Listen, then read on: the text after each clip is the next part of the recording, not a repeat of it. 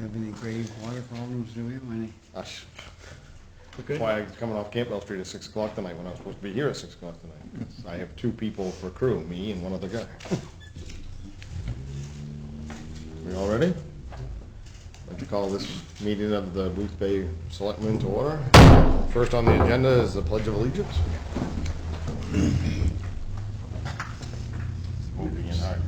I pledge allegiance to the flag of the United States of America and to the republic for which it stands, one nation, under God, indivisible, with liberty and justice for all.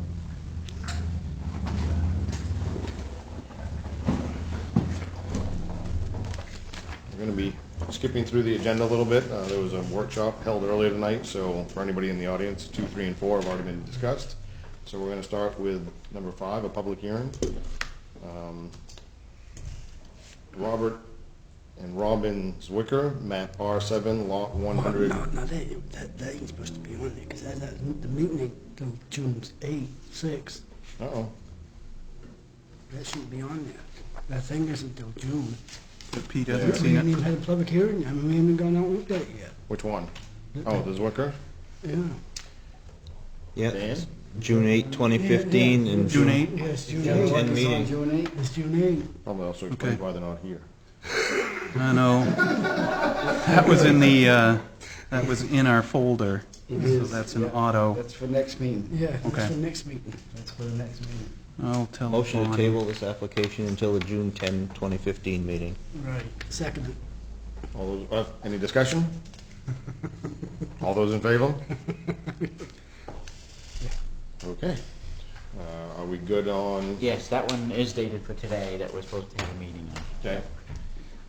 The second one is Philip J. and Annette Main, Dover Used Cars Parts, Junkyard, map R2, lots 24A and 24B at 76 Dover Road in Boothbay, renewal of a junkyard license. Dan? And I have gone by and just confirmed that the visual buffers are in place. There's some areas of it that probably could be touched up a little bit, and I'll reach out to Phil and just tell him the areas that probably need to be fixed. As a rule, we don't have any real issues with him I anyway. think, No. if I remember right, wasn't it last year that we had asked him to fix a piece of, or 2 of the fence that had kind of fell in that? fallen Yeah, down? it was from the snow, Right. it was from the snow removal, and I think it's a similar situation this year where it just kind of got, the snow had been pushed into the fence. And Okay. But I know he did follow up last year, because Jim had me go out and just confirm. Motion to approve? Second. Any discussion? All those in favor? So moved. We're into reports, Dan. Public comment first. Yeah, plug it, comments. Oh, Improve yeah. the minutes. Sorry, they were congested there. Yep, public comment. Any public comment? Yeah, sorry. We actually have 2. How long have people owned the junkyard? Oh, Generations? yeah. Generations long. Decades? I don't remember when it was Yeah. there. Decades? Right. Oh, yeah. No suffice. Okay. Is Yeah, 40 years ago, at least. that it? Does she have Well, one? One after her. no, you got one after her? Yeah, let her go. Okay. I happened to see the tape of the last selectmen meeting this morning, and so I thought I would come tonight, because there was one little section of your meeting last time that concerned me, and I wanted to just talk it over with you if I could. If there is, in the draft minutes, it says if there is to be a review of the whole ordinance after the comp plan is done, does it make sense for the planning board to make changes at this point? And that's in reference to the telecommunications ordinances Okay. that they've been working on. I believe it does make sense for them to be working on it now and for us to address it as soon as possible. I know that Mr. Lewis, who was chairman at the last meeting, could not recall the select board wishing for that to be done very quickly, but you did wish for it to be done very quickly. At the end of the meeting where the settlement was voted on, Mm-hmm. the court case settlement was voted on, and at that time, the chairman of the appeals board and several appeals board members spoke and encouraged you all to take section because not only of the lack of ordinance, but the process being, it's not a confused process really, it's a inappropriate process. It's not a workable process Okay. as it stands right now. I'd like to explain why I feel so strongly, and I'm hoping that you will agree that it is important to get this squared away as soon as possible. I don't even know where to begin in a sense. The application form, let's start with that. Okay. No, wait a minute, let me back up. Let's start with the ordinance the way it is. It's untenable, it's indefensible. We do not allow cell tower or telecommunication towers to exist in the residential and special residential zones.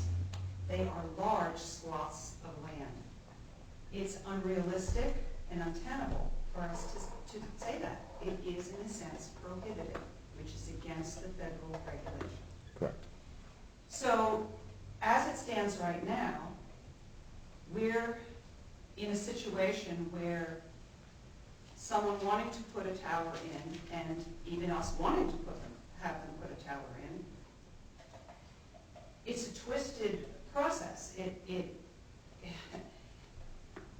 It's one that's going to lead to court. It's not a way to go.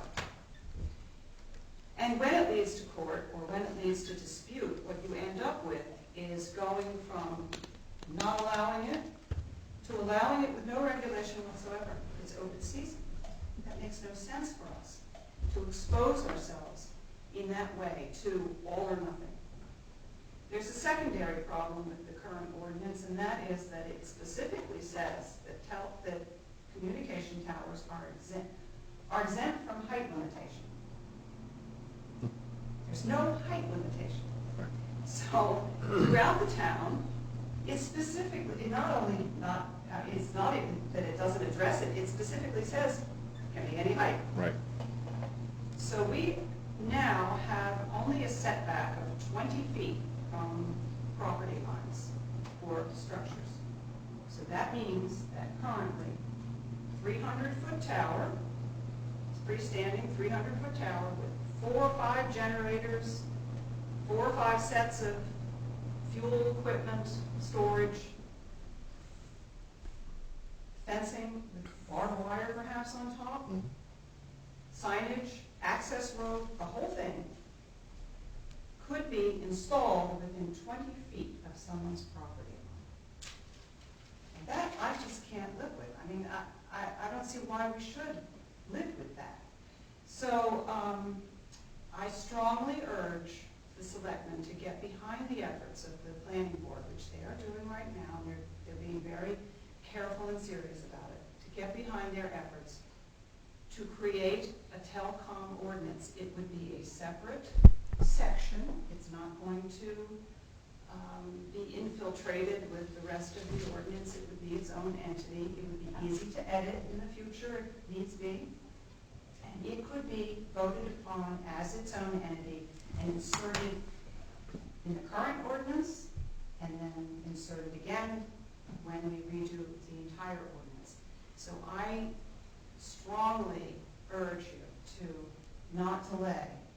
We are incredibly vulnerable right now, and there's no need to be. We could fix this. Now, let me go on to one other thing. Okay. We currently have no proper telecom application for a permit. It does not suit us to have this be submitted on our current permit application. The kind of information that you need from a telecom company is extensive and specific. It's not covered by our application. We really need a specific, most of them go for pages. We have no proper, customary application fee. The fee that exists now is that is same for everyone. I think it's $35, isn't it, Dan? Something like that for an application? $20 application fee, and then you have a square footage. Right. So for telecom installation, you end up, after they've got their permit, they pay $75 for the permit. Right. Most towns require $1,500 to $2,000 for the application. Many of them require escrow for lawyers' fees and peer review fees in the thousands and thousands of dollars, so that there's no question of who's going to pay for this expense of putting this complicated type of application through. It takes time from the volunteers. It takes money from the town. We often need legal Correct. advice. We should not be paying for that ourselves. We should have the applicant paying for it, and that's the way it's done in the other towns. Currently, we have our terrible ordinance lacking in everything, an improper application, and no compensation for the time and effort that the town puts into processing this kind of application. We've got to get a move on. Good. I won't sit here and tell you that I will be against a cell tower ordinance, but I would have to see it. But if that ordinance is going to start looking at how the tower looks from each direction, I think that's too much. I think that it can, we've had back, I want to say probably a year or so ago now, talking to, I think you was on the planning board when they put the Verizon tower up in, correct? Up at the corner of 27 and... And I talked to like Estella Pell. I mean, it's allowed in that district. She said they were absolutely super to work with. I don't think we need to reinvent the wheel. We have an ordinance that's in place for certain areas of town. Right now, like you said, it can't be in a residential or a special residential area. Correct that. I think that's easy. There is still a lot of places in this town that are not served by cell coverage. And until that happens, I'm going to be hard pressed to make it darn near impossible for them to put one in. That's just how I feel. Can I respond to that? Absolutely. Of course. For some strange reason, there seems to be an automatic gut response to the discussion of cell tower ordinance in that people feel it's an effort to rule it out. It's not. It's an effort to place it properly and to place it in the best manner possible. It has to function well. It has to be placed so that the telecom company says, this is generally where we need it to be. There are things that can be done to ease the burden that does not rule out the tower. It simply mitigates its effects for the surrounding people that have to look at it, that have to experience this on a daily basis. I think that there's no harm, no foul in having it placed well. And that's what the ordinance is designed to do. It's in no way meant to keep them out. Now, one of the models that I brought to the planning board was the model of the Adirondack Park. They have placed hundreds and hundreds of towers in the Adirondack Park area, which is like 5 million acres of land. Their whole purpose is to get them in there in the best way possible. So how can you possibly say that this is an ordinance that would be keeping them out? I was the one who said that I felt that the Rhone, Maine ordinances were too draconian. They just produced a set of ordinances that are, I think it's 35 pages long. Very draconian. I'm not behind that. I think it's overkill. The Municipal Association of Maine, am I saying that right, Dan?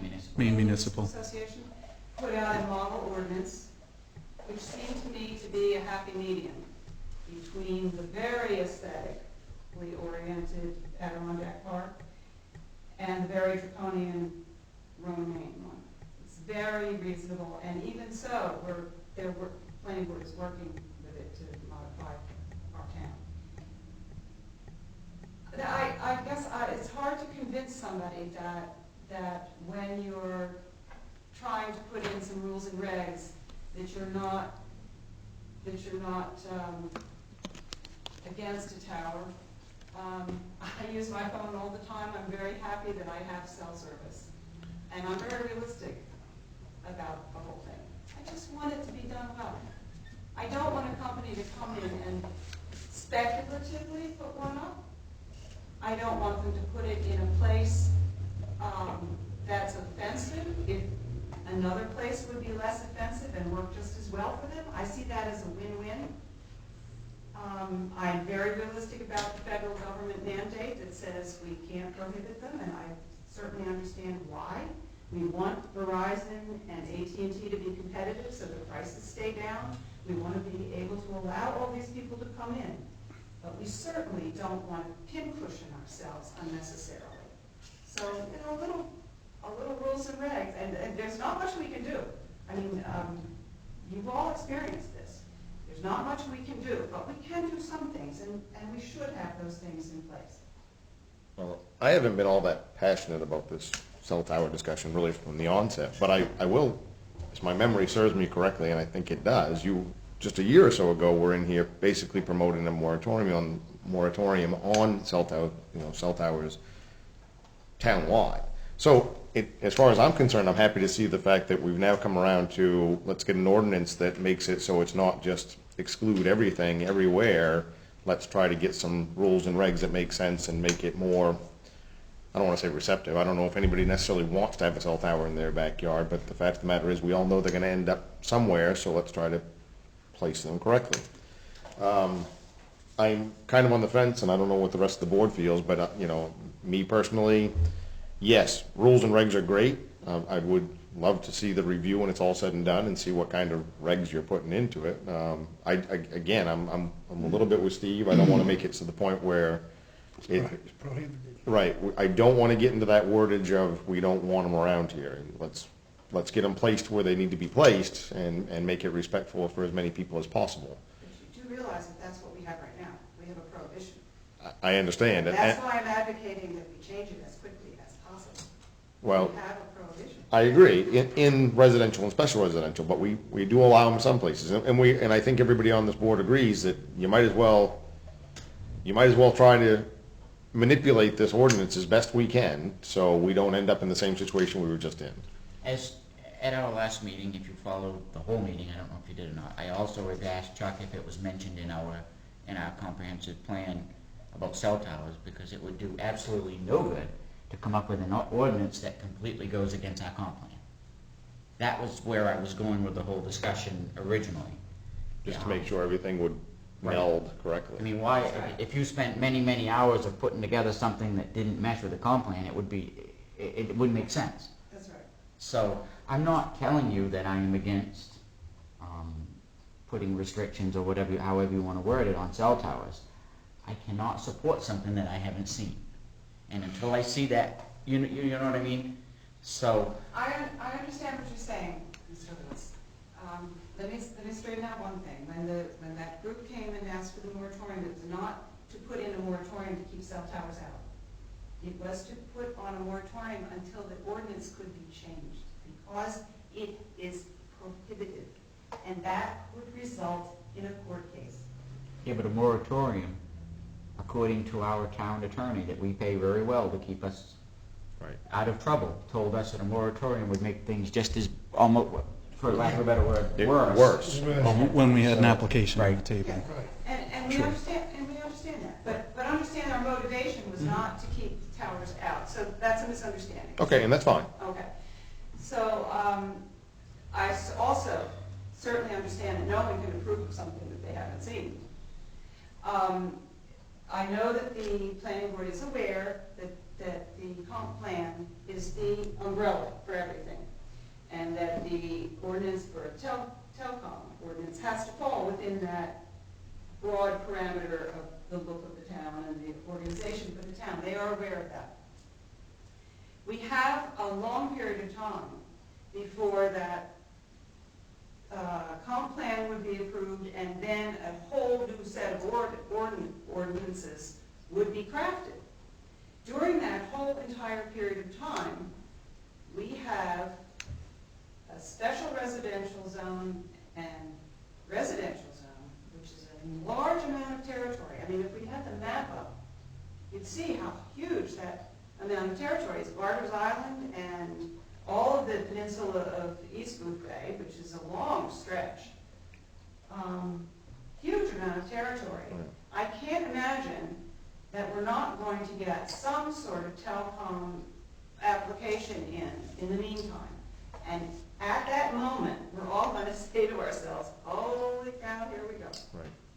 Why, I mean, the planning board, what is the wrong part? What is the downside, shall we say, of crafting the telecom ordinance in relation to the new comp plan, getting that crafted and inserted into the existing ordinance?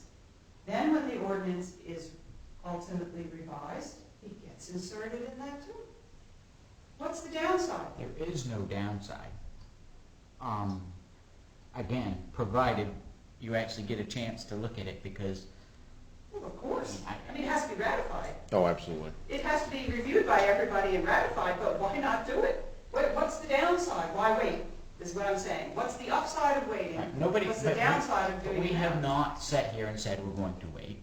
It was a conversation at our last meeting about a cell tower ordinance doesn't meet with the comp plan now. I mean, I always lean to Chuck for that, because he's our representative that's been with the comp plan from the get-go. And he was also on the planning board for many, many years, so he's very good at that stuff. Right. So it was a discussion is what we were having. Right. We didn't sit here and say that we're against having a cell tower ordinance, not at all. I just think that it seems to make so much, if you can have a cell tower company come in, and I realize it was probably 15 years ago now, or maybe more, that they put that running up there, and how it went so smoothly, and they were very good to deal with, because it was an allowed use in the, I think it's C2, C3? Let's see one up there. C1, okay. I knew it was a C something. But why couldn't you make it that easy for the planning board to work with them anywhere? You see what I mean? And I don't want to make it sound like that they can just put it. I do. I totally understand what you're saying. And in the discussions, I mean, I don't think I'm speaking out of turn here, and Dan's in those meetings. Everyone is working toward making it very simple and easy for the planning board to deal with. Right now, the planning board can't touch one Right. in the special residential and residential zone. So we're trying to influence everyone into getting on board to fix it. But are you saying, Steve, just take that restriction off the residentials? I wouldn't say, I don't know what the exact, Or make it a conditional? I Yeah. think that it makes it so much easier that if you give the planning board that leeway to sit down at the table with somebody and say, hey, I don't like the sound of a generator being 20 feet from the property line. It doesn't have to be written, but if you can have that dialogue to say, you know what, that 20 feet from that guy's house just isn't going to cut it. So you have the dialogue. We couldn't have that dialogue. Absolutely, you're right in that regard. By the time that we got the last cell tower, we had no control over that. I agree with you totally in that statement, but there's got to be that happy medium. I don't believe in burying people with paperwork with a 50-page ordinance. I'd like to keep things simple. I don't think this puppy's going to be a 50-page ordinance. So you think maybe something like a conditional use in those areas where it would take away the prohibition but allow the planning board the leeway to make those judgment calls? I mean, that's what it sounds like. The thing is, though, we shouldn't be talking about conditional uses or anything like that. That's in the purview of the planning board. Right, They are absolutely. working on the ordinance. You say we've got a lot of time to fix all this, but in reality, we don't. It was 2 years ago that the moratorium was first discussed in the room. And the reason I know it was 2 years ago is Dad was still around and I was in Washington, D.C. at the time. So 2 years goes by real quick, and that's all we have to revamp the ordinance once the comp plan is In passed, November hopefully of this November. 2017, if everything passes. I'm sure that the planning board, while they're working on a revamped telecommunications ordinance, is also looking at the comp plan and working to get those to work in conjunction. Because we've had quite a few planning board members at our comp plan meetings. So discussions have been had, and they want to make sure that anything that they are working on isn't a waste of their time. Right, aligns well. I guess I'm just advocating for, I mean, we're discussing here, you know, I realize nobody's deciding anything, but I'm trying to eliminate the notion that it makes sense to me if we can fix an untenable situation, that we should do so as soon as possible. Certainly, I'm not advocating that anybody agree to anything that they haven't seen.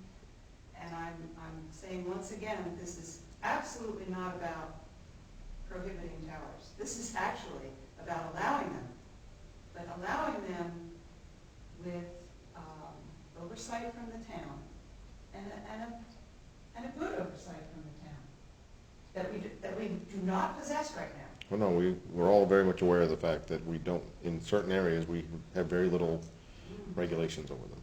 Yeah. So I'm just, you know, when I saw that at the last meeting, and everybody seemed to think it might be a good thing to wait, I don't think it's a good thing. Oh, and one more thing, after the meeting, I mean, you had said that I don't recall, and you are 100% right, I did not recall that. And after the meeting, everyone was beating me on the head saying, of course. So, I mean, I was wrong. I mean, I'll be the first to admit one, but, I mean, because my memory's sometimes that long, so. Public comment over? Are we okay in the fact that I think all of us recognize the fact that it's being worked on, and we'll see it when we see it. And like Chuck Let nicely me ask you pointed this, out, Gene, you've been working with the planning board on it. How far along is it? Well, they're starting to, we've discussed every section. I wasn't at the last meeting, I had a business conference to go to, but I don't even know if they had that meeting, but they are now going to start on the actual draft. I think it's gone pretty quickly and pretty easily. It's a tough subject to get your head wrapped around. It's not easy. And with those 3 models, it's been very helpful. We've double-checked everything. I don't know exactly how long it will take them to get through the writing of it, but it should go fairly easily. And I would hate to see it sit on somebody's desk and collect dust if it could be put before the town at some reasonably soon period of time and ratified, and everybody agrees that it's good. Well, there's one thing that I will say. I don't know you very well. I've only met you a few times in the meetings, but one thing I'm pretty much will guarantee is you will not let them rest until it's done, which is, that's a compliment. So you won't let it get covered with dust, so. no, Thank you, I think. well, I believe this board, as far as I'm concerned, it usually steps up and gets things done in as timely a fashion as they can. Some things do get tabled or postponed, only lack of time or lack of information sometimes, but I don't foresee us sitting on it any length of time. So when the planning board gets us a draft, I'm sure we'll be reviewing it as soon as possible. That's all I can say for the time being. Sounds good. Thank you all. Certainly. Thank you. We'll just start on the home fund. What did you decide on the Alma fraud? Basically, Dan's going to take a cut at a new application and go from there with more questions and maybe require an essay. Just to change the application. Just to change in the application, cover Make a it few a little more more bases. What was that? Okay. How about Mark Harmon's contract? We really didn't come to any conclusion there, did we, Chuck? I mean, I have to apologize. I was late for the meeting. I wasn't part of it. So you're talking about his past contract, not working on the ordinance reform. Correct. Is that right? Right, that'll be another proposal unto itself. What about the personnel policy?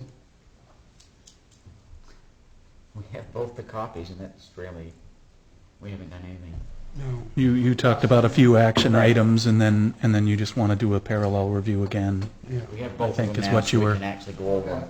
So we really haven't done anything. I just cleaned up my old way. Right, but we don't, we don't have that. We have copy. bullet points. Right. Well, thank you. Okay. I guess we're safe to move on from public comment. Looking to approve minutes of the meeting of 5/13/2015. So moved. Second. Any discussion? All those in favor? I will abstain because I wasn't here. All right, Steve abstained. He wasn't here. Steve Ham, to be specific. Report, Dan? Yep. In the business office, we are preparing for our pre-audit. We're scheduled for June 8th. Barry Talbot Royer should be here at about 9:30 in the morning, and we'll just start the process. Also, I have an RFP all set for next year. I have it on my calendar, and it's actually right there, so I can send it out January 1 to a list of auditors maybe that we sent last year, and I can look at a couple others as well. But I already went through the whole process. It's just I think I touched base with you guys and just told you, from what I can see, it's generally January, February is when those go out. And Barry Talbot was ready to go. Yep. So an update there on the business office. In Public Works, we're going over some deficiencies regarding playground equipment at Clifford, and a few other items recognized by MMA as topics to improve in the Public Works building, lockout, closeout items, just low level, but things that we need to clean up because, again, I told you I'd like to put in and see if we can win that safety award, which would realize, I think it's a 3% decrease in our bills from MMA. All right, well worth it. In code enforcement, we have 2 wharves and weirs coming up, a use application and 1 shoreland expansion of a property for the planning board. Looks like they'll all be on the docket for next month. 8 plumbing permits and 2 septic permits. So things are starting to heat up in terms of actual action items. Other than that, we're full steam ahead. Okay. Do we have any questions? All right. Old business, joint economic committee memorandum and agreement, or of agreement? And I did reach out to all the applicants, the previous applicants, and they are all still interested. The only caveat I have there is one of them is an Edgecombe resident. So, so we have five, and we need to get to 4, if in fact you guys decide that you'd like to sign that. There is a name that I don't see on here that I had mentioned to Jim, and that was Don Gilbert. Dawn? Don. Did she Okay. express interest, you know? Yes. Yeah, and actually, I was talking to Steve Rennie the other day, and he said he'd be interested in doing it as well. Steve would? Yeah, You want me to reach out before you?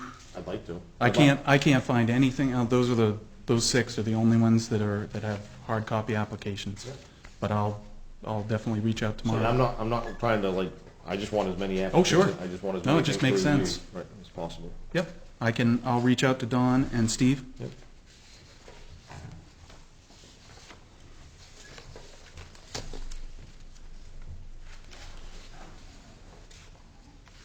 Safe to move on to new business. Fairpoint pole permit application. And you have that right on top.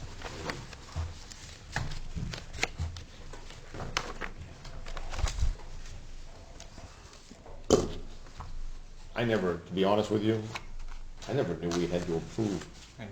poles. It's just within Yeah, we the do. right of way. Yeah, we do.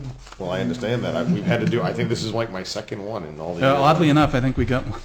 Is it done it last for month or the CMP. month before? Right, that's what I'm saying. Yeah. That was the first one I'd ever done Yeah. in all the years I've been here. It amazes me that we do this, but Yeah. that's fine. We do. So we present, we're at the Ocean Point Road in Boothbay. Does it tell you where? Yeah, it's on the,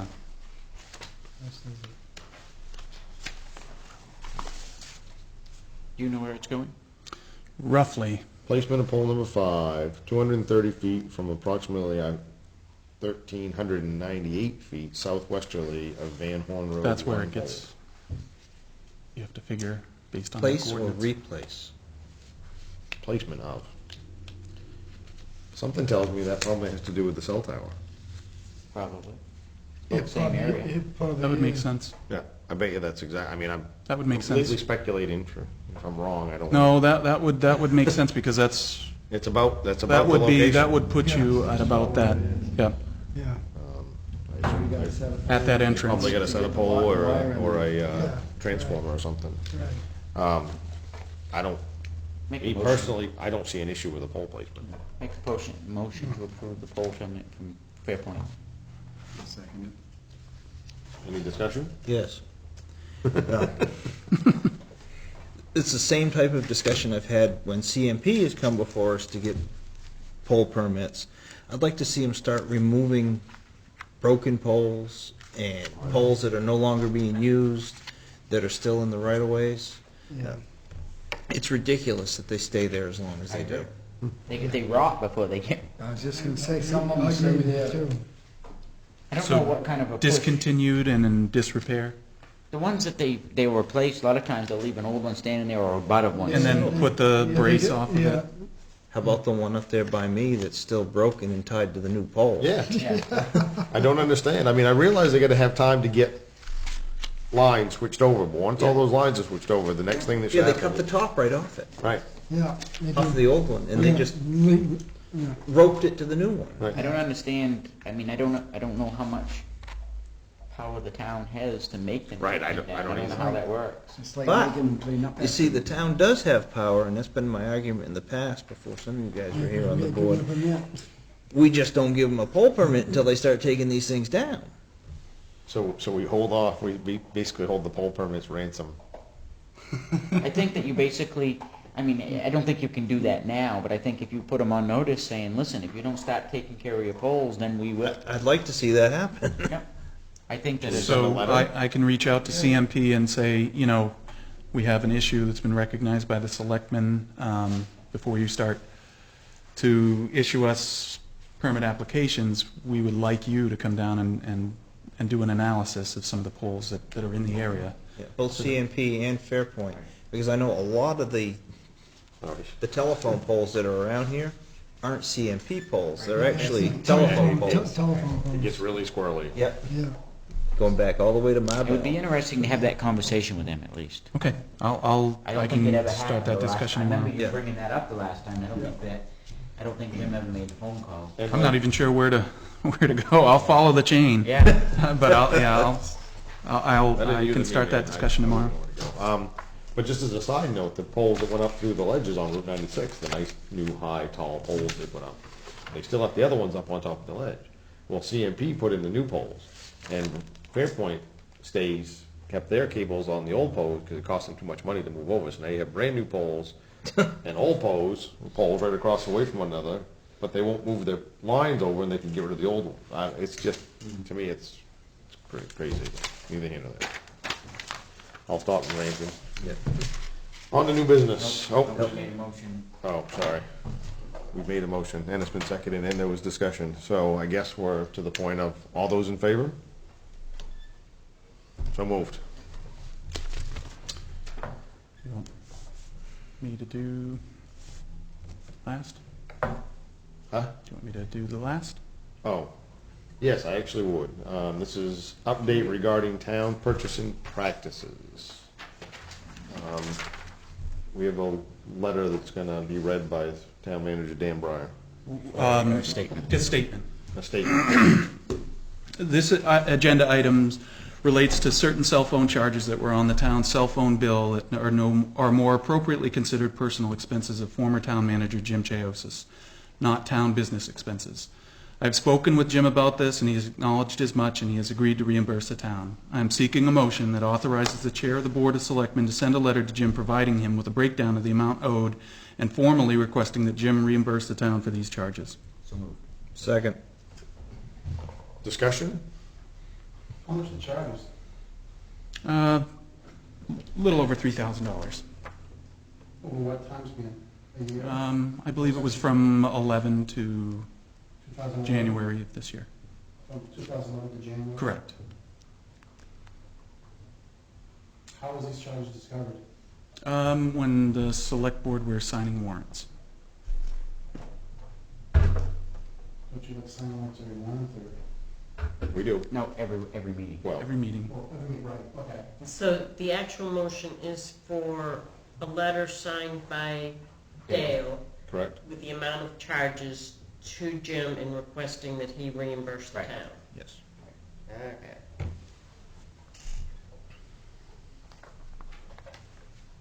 He's agreed to pay this? I'm sorry? We had a conversation with him, he agreed to. He did. Okay, so, how, he's gonna either get a check or what's actually gonna happen? I don't know about the exact terms of payment. It'll be, I would imagine, a check.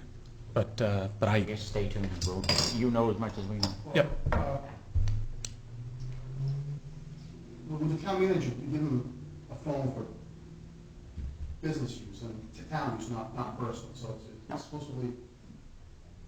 Not really, I mean, they use it, I mean, Yeah. it would be kind of hard pressed to say, never make a personal phone call on that. You know what I mean? Everyone knows that phone number. Right, we don't regulate the phones like that in here. Help me understand, I'm not trying to be difficult, I'm trying to understand, why are these charges being assessed to him instead of, why are some charges not assessed? It was recognized that there were 2 extra lines on the account. The phones that weren't used for town business. Okay, there's 2 extra lines on the account. Correct.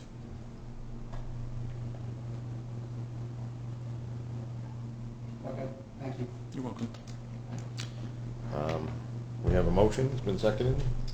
Any more discussion? All those in favor? So moved. We have another public comment? I did have another question about the joint economic applicants, there's 6 total, or no, there's more than 6, I guess. Well, there's 6 with potential for 8. Right. But only potential. Unfortunately, one Well, of those yeah, is there are actually qualified because she's 7. not a Boothbay Potential resident. for 7. Right. Can you email the applicants tomorrow? Sure. Yep. Yep. And, well, I'll reach out to the other 2. Well, I already got them. They need Okay. to execute. I just want to be able to put in the article. Yep. Yep. There's going to be 10 total people on this joint economic. No, there'll be 4 plus the head of the Chamber of Commerce will be the 9th. Each town. Correct. Correct, yes. Yep. The chamber's 9, is that, Correct. So that you have an uneven number. well, the town manager's going to be like ex officio members, or? I think that was how it was going to be. I think we were going to have some involvement. They're participating. Correct. They don't have a vote. Okay. Thank you. Certainly. I'll entertain a motion to review the warrants and sign them. So moved. Second. All those in favor? And I'll entertain a motion to adjourn. Oh, we can't adjourn, that's not on the... It's not on the agenda. I see that. You need to sit in the chairman's chair all night. Sorry. The rest of us get the lead. Motion to adjourn. Second. We got a motion made and seconded. All those in favor? So moved.